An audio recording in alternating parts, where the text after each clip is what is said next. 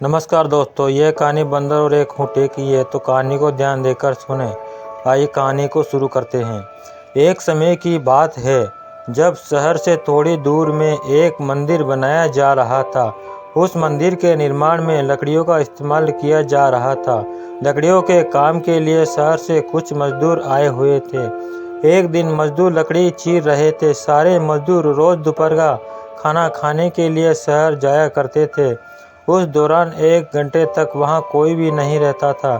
एक दिन दोपहर के खाने का समय हुआ तो सभी जाने लगे। एक मजदूर ने लकड़ी आधी ही चीरी थी, इसलिए वह बीच में ही लकड़ी का खूंटा फंसा देता है ताकि दोबारा चीरने के लिए आरी फंसाने में आसानी हो। उनके जाने के कुछ समय बंदरों का एक समूह वहाँ आ जाता है। उस समूह में एक शरारती बंदर था जो वहाँ पड़ी चीज़ों को उल्टा पुल्टा करने लगा। बंदरों के सरदार ने सभी को वहाँ रखी चीज़ों को छेड़ने से मना किया।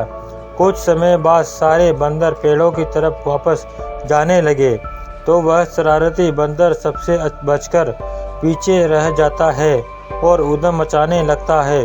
शरारत करते करते उसकी नज़र उस अदृश्य लकड़ी पर पड़ती है जिस पर मजदूर ने लकड़ी का खूंटा लगाया था। खूंटे को देखकर बंदर सोचने लगा कि उस लकड़ी को वहाँ पर क्यों लगाया है, उसे निकालने पर क्या होगा। फिर वह उस खूंटे को बाहर निकालने के लिए खींचने लगता है। बंदर के अधिक जोर लगाने पर वह खूंटा हिलने और खिसकने लगता है, जिसे देखकर बंदर खुश होता है और जोर लगाकर उस खूंटे को सरकाने लगता है। वह खूंटे को निकालने में इतना मगन हो जाता है कि उसे पता ही नहीं चलता है कि कब उसकी पूंछ दोनों पाटों के बीच में आ गई। बंदर पूरी ताकत के साथ खूंट को खींचकर बाहर निकाल देता है। खूंटा निकलते ही लकड़ी के दोनों भाग चिपक जाते हैं और उसकी पूंछ बीच में फंस जाती है। पूंछ के फंसने पर बंदर दर्द के मारे चिल्लाने लगता है और तभी मजदूर भी वहां पहुंच जाते हैं। उन्हें देखकर बंदर भागने के लिए जोर लगाता है और तो पूंछ टूट जाती है। वह चिल्लाते हुए टूटी पूंछ लेकर भागता हुआ अपने झुंड के पास पहुंच जाता है। वहां पहुंचते ही सभी बंदर उसकी टूटी हुई पूंछ देखकर हंसने लगते हैं।